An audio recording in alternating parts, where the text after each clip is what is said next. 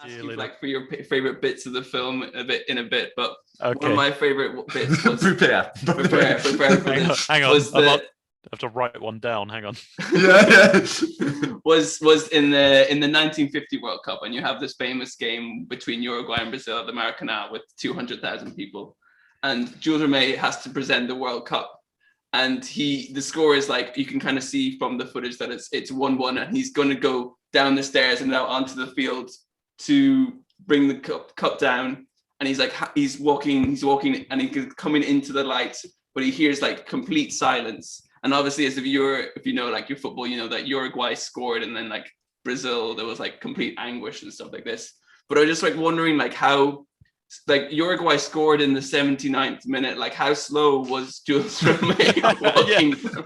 I mean, he didn't look in the best shape, but it looked like a long walk. Or 20 minutes down these stairs that by the time he came out, he hadn't quite realized it was, like, it was so confused. And it's like a Uruguay player sort of like kind of anxiously kind of comes over to him to try and get the World Cup off him. And he's like, I know. You won? Yeah. He seems shell shocked. Like he definitely looked like he had money on Brazil, didn't he? Yeah.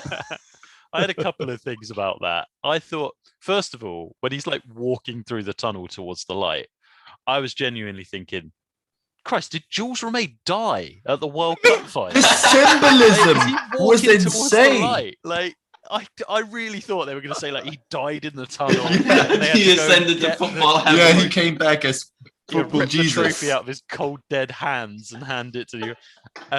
But yeah, I think the other bit was just like that result. I know it was heartbreaking for Brazil as they're hosting a World Cup, and you know there's quite a lot of presumptuous commentary about they go 1-0 up quite early on, and it's like, hey, it's going to be Brazil's cup. It's like, well, settle down, there's a long way to go yet. But yeah, I just thought they painted that loss for Brazil like more tragically than when they're talking about the death match in 1942, where a load of prisoners of war were actually killed, or reportedly